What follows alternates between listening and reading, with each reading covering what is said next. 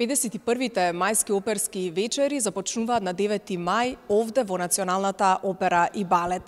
Премиерно ќе биде изведена операта Набуко на Джузепе Верди, а како целата екипа се подготвува за премиерата и за мајските оперски вечери, дознаваме во продолжение.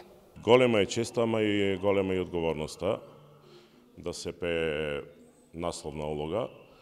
Така да јас ова не ми е прв пат да ја пеевам оваа улога. Оваа улога сум ја дебитирал 2010 во Германија во Штутгарт, така да до сега сум отпеал некои си 30-40 представи. Ова ми е четврта продукција.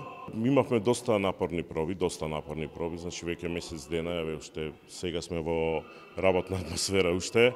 Како се одвива соработката со гостите од Италија? Луѓето се толку отворени за работа, толку напорно работат со секој од нас, со сите кастови кога работевме. Како што спомна и колегата Маријан Јовановски, тие многу добро ја познаваат партитурата, многу се традиционални во поставувањето на самата режија.